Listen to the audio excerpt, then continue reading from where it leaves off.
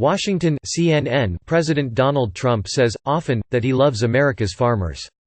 While they've got caught up in his trade war with China, the president has taken several steps to shore up the support of the agricultural industry, a key part of his political base. Farmers are great patriots, Trump said in early 2018.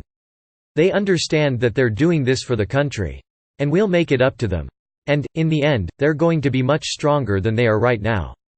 He's paid out $28 billion in federal aid, about double the final cost of the 2009 auto bailout after the financial crisis, to help those hurt by his trade war with China. Recently overturned an Obama-era rule despised by farmers fearful of government overreach, and pledged to boost ethanol demand. But as the election year heats up, it's unclear whether farmers are better off than they were before Trump took office. Net farm income has climbed since 2016, but is well off its 2013 peak, according to the Department of Agriculture. It would likely have shrunk last year without the trade aid package. Bankruptcy filings jumped 20% in 2019, the highest level since 2011.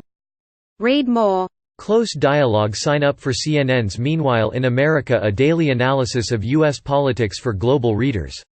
Sign me up. No thanks. By subscribing, you agree to our privacy policy. Sign up for CNN's Meanwhile in America, a daily analysis of U.S. politics for global readers.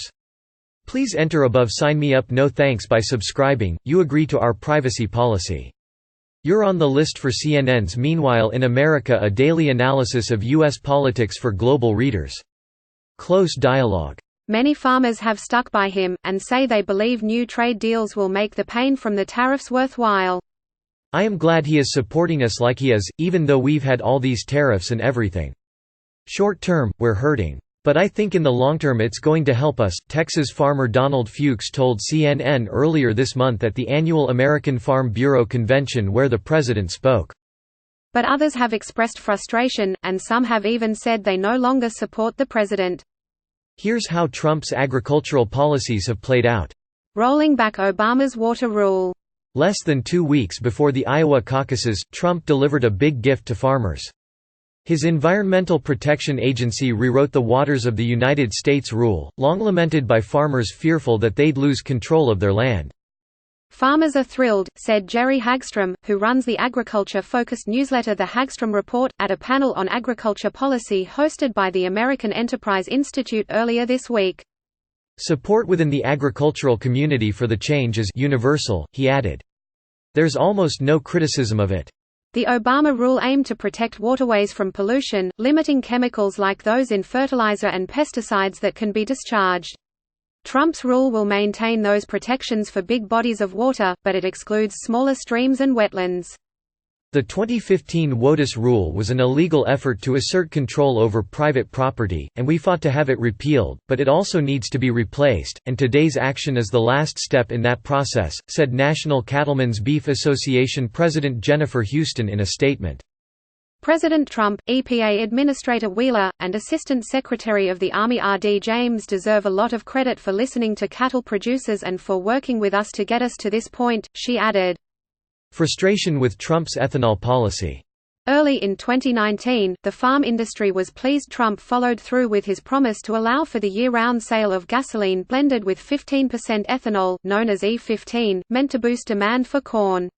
Under Obama, the EPA imposed a summertime ban. But overall, the Trump administration's ethanol policies have frustrated farmers, especially in August when his EPA granted 31 waivers to small refineries, temporarily exempting them from biofuel laws. The waivers free refineries from having to blend biofuels like ethanol into their gasoline. At the time, the president tweeted that a giant ethanol package was in the works. The EPA later came out with a new rule aimed at making up for the ethanol gallons lost to the waivers. The agency said it delivered on Trump's promise to expand biofuel requirements. But the way in which the EPA said it will calculate those gallons did not satisfy the industry. Iowa Senators Chuck Grassley and Joni Ernst, both Republicans, took issue with the rule. While I'm hopeful we get to the 15 billion or more gallons of ethanol that we've been promised, I clearly understand the hesitation from Iowans to trust the word of EPA to actually follow through on that commitment. Ernst said in a statement, but drew a distinction between the rule and Trump, who she believes wants to do right for the biofuels community. Tariffs hurt. Not only did China target American farmers with tariffs, but so did allies like Canada and Mexico, temporarily, in retaliation to Trump's steel tariffs. Plus, the years-long negotiation over the US-Mexico-Canada agreement created great uncertainty in two big neighboring markets. For about a year, the Chinese tariffs wiped out what was once the biggest foreign market for soybeans, sending prices plummeting. But the newly inked USMCA and preliminary, Phase 1 China deal have some farmers breathing a sigh of relief. The deals provide some stability for markets this year. But the USMCA does little more for agricultural trade, which was mostly tariff-free under the North American Free Trade Agreement it replaced, and the China deal leaves damaging tariffs in place. Beijing has pledged to step up its purchases of agricultural products, but analysts are skeptical they'll be able to meet the additional $32 billion goal.